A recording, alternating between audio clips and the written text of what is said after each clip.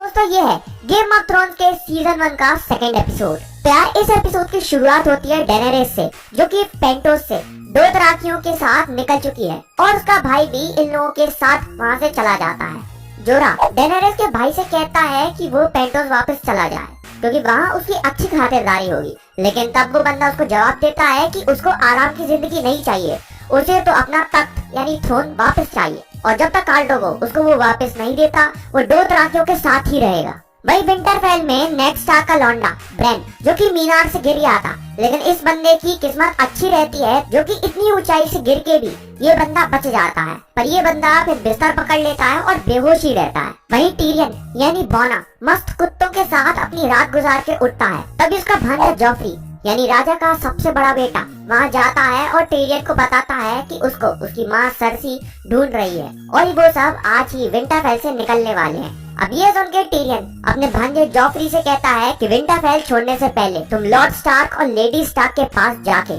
उनसे कहोगे कि ब्रेन के साथ जो कुछ भी हुआ उसका तुम्हें बहुत अफसोस है। लेकिन जॉफ्री थोड़ा एरोगेंट बन के ये कहता है कि वो ऐसा कुछ भी नहीं करने वाला। टीरियन उसको एक मस्त झापड़ मारता है और से बोलता है कि तुम ऐसा ही करोगे क्योंकि यही राजाओं के एटिकेट्स होते हैं। पिटने के बाद जॉफ्री वहाँ से चला जाता है और वहाँ खड़ा लैनिस्टर का वफादार टीरियन से कहता है कि जब जॉफ्री राजा बन जाएगा तो वो तेरे को देख लेगा, लेकिन इस बात का टीरियन यानी इस बौने पे कोई भी असर नहीं पड़ता। अब यहाँ से अपन को एक बात पता चलती है कि टीरियन अपीयरेंस में कैसा भी हो मगर ये बंदा बिल्कुल फियरलेस है और ये अपने भांजे यानी जॉफ्री को अच्छी तरह एटिकेट सिखाने के लिए कभी भी पीछे नहीं हटता। अब यहाँ से टीरियन ब्रेन के पास उसको देखने जाता है और यहाँ क्योंकि ब्रेन मरा नहीं है तो सरसी बेचारी की फट रही है। वो यहाँ सब लोगों से बोलती है कि इस बेचारे ब्रेन को इतने दर्द में रखना ठीक नहीं है और जेमी भी यहाँ थोड़ी टेंशन में आ जाता है। कहीं होश आते ही ब्रेन ने सबको उसके और सरसी के बारे में बता दिया तो यहाँ से फिर सरसी ब्रेन के पास जाती है जहाँ उसकी माँ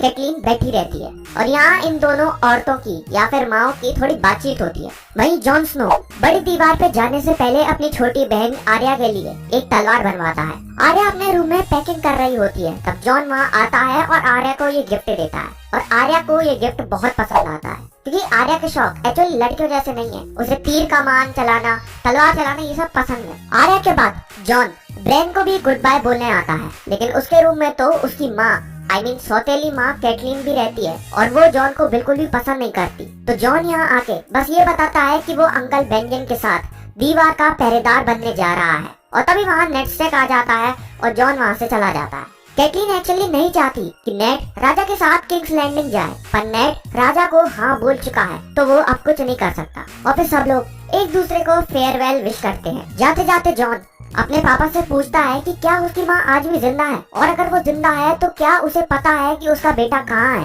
तो तब नेड जॉन से कहता है कि जब तुम दोबारा मिलोगे तब हम लोग तुम्हारी माँ के बारे में बात करेंगे और दोनों बाप बेटे एक दूसरे को बाय बोल के अपने अपने रास्ते निकल जाते हैं। जॉन अपने अंकल बेंजन और टीरियन के साथ बड़ी दीवार की ओर निकल जाता है और नेड स्टार्क राजा के साथ किंग्स लैंडिंग की तरफ। थोड़ा चलने के बाद राजा का काफिला आराम करने के लिए एक जगह रुकता है। यहाँ रॉबर्ट नेड को एक संदेश दिखाता है जो कि उसको रात को आया था। उस संदेश में डेनेरिस की खबर होती है और उसमें लिखा होता है कि उसने एक दो तरह की राजा के साथ शादी कर ली है। इस बात से रॉबर्ट थोड़ा परेशान रहता है, उसको डर रहता है कि डेनेरिस का बेटा दो तरह की फौज के साथ हमला न कर दे। तो रॉबर्ट नेड को बताता है कि खाल ड्रैगो की फौज में 1 लाख आदमी है। तो नेड बोलता है कि चाहे 1 लाख हो या 10 लाख दो तरह से उन लोगों को कोई भी खतरा नहीं है क्योंकि वो लोग समंदर के दूसरी तरफ हैं। लेकिन यहाँ रॉबर्ट ये बोलता है कि अगर उन लोगों को शिप्स मिल गई तो क्या होगा, लेकिन नेड यहाँ पे इग्नोरेंट बनके ये कहता है कि अगर वो लोग जहाज से आ भी जाएंगे तो उनको वापस समुद्र में फेंक देंगे। वहीं दूसरी ओर जॉन का काफिला भी आराम करने के लिए रुक जाता है। अब उनके साथ कुछ कैदी भी रहते हैं जो कि बलात्कारी हैं। इन बलात्कारियों को चॉइस दी जाती है कि या तो ये दीवार के पहरेदार बन जाएं या फिर नामर्द, और बहुत सारे लोग नामर्द बनना चूज करते हैं। टिरियन यहाँ पे बैठे बैठे एक किताब पढ़ रहा था। जॉन से पूछता है कि वो इतनी किताबें क्यों पढ़ता है, तो टिरियन उसको बहुत ही आसान सा लॉजिक देता है कि बौना होने के कारण वो युद्ध तो कर नहीं सकता, तो इसलिए वो हमेशा अपने माइंड को शार्प करने की कोशिश करता रहता है। वहीं दूसरी ओर विंटरफेल में रॉब स्टार्क यानी नेड स्टार्क का सबसे बड़ा बेटा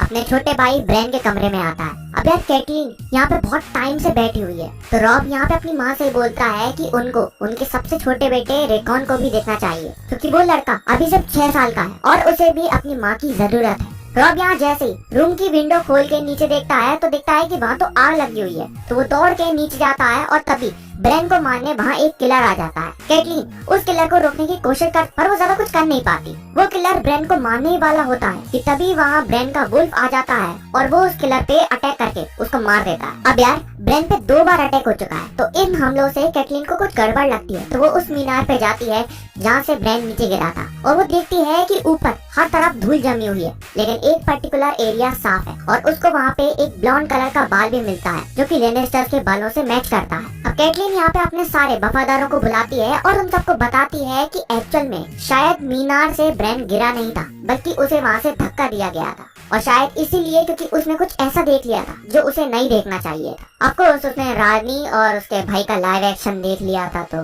तब स्टार्क्स का वफादार रॉडरिक उनको वो हथियार दिखाता है और वो उनको बताता है कि ये हथियार का ब्लेड वेलेरियन स्टील का बना है और हत्थे पे ड्रैगन बना है। तो ये ब्लेड ओवरऑल बहुत ही अच्छी और कीमती हथियार है। रॉडरिक यहाँ पे समझ जाता है कि ये उस किलर का नहीं बल्कि जिसने उसे भेजा है उसका है। तब मिस्टर लुबिन बोलते हैं कि अगर ऐसा है तो नेड स्टार्क को इसके बारे में जरूर पता होना चाहिए। थोड़े डिस्कशन के बाद ये लोग डिसाइड करते हैं कि कैटलीन खुद जाके नेड को ये बात बताएगी।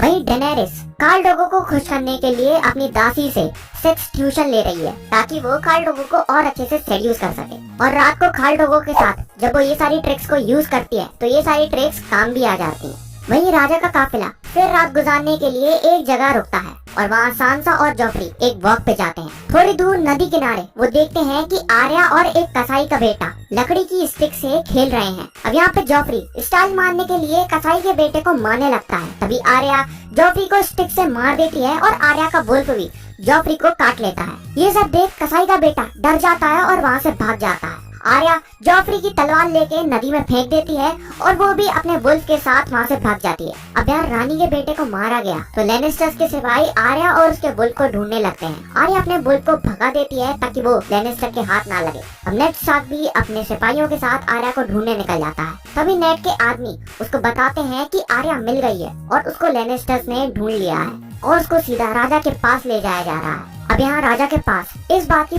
पूरी सुनवाई होती है। आर्या कुछ अलग चीज बोल रही थी और राजा का बेटा जोफ्री कुछ अलग ही चीजें बता रहा था। तो सांसा को यहाँ पे अपनी गवाही देने के लिए बुलाया जाता है लेकिन सांसा यहाँ पे थोड़ी डर जाती है और सच बताने की जगह जोफ्री को बचाने के लिए वो ये बोल देती है कि उसे कुछ भी याद नहीं है। अब राजा रॉबर्ट इस मैटर को रफा दफा करने को बोलता है लेकिन क्योंकि उसके बेटे को आर्या के वुल्फ ने काटा था तो ये लोग बदला तो लेंगे ही। लेकिन क्योंकि आर्या ने अपने वुल्फ को पहले ही भगा दिया था तो ये लोग सांसा के वुल्फ को मरवाने का ऑर्डर देते हैं। अब यार नेड यहाँ पे कुछ कर भी नहीं सकता था तो वो बोलता है कि चलो अगर उस वुल्फ को मारना ही है तो ये काम मैं खुद करूंगा। नेड जब सांसा के वुल्फ को मारने जा ही रहा होता है तो वो देखता है कि द हाउंड करके एक सिपाही है वो कसाई के बेटे की लाश को लेके आ रहा है और ये देख वो हैरान हो जाता है कि इतनी सी बात पे उन्होंने एक बच्चे की जान ले ली। तो नेड भी फाइनली उस वुल्फ को मार देता है और वो जैसे ही उस वुल्फ को मारता है तभी विंटरफेल में ब्रेन को होश आ जाता है। अब मैं बोलना चाहूंगा कि इस एपिसोड की एंडिंग बहुत ही गजब पॉइंट पे हुई है। मतलब सोचो ब्रेन को होश आ चुका है और होश में आके वो सब लोगों को बता देगा कि रानी और उसका भाई ऊपर मीनार पे क्या घुसड़पंती दे रहे हैं।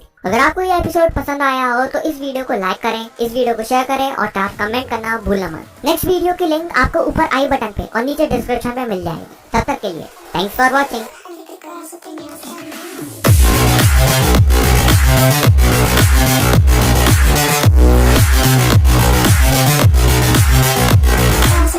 Thank you.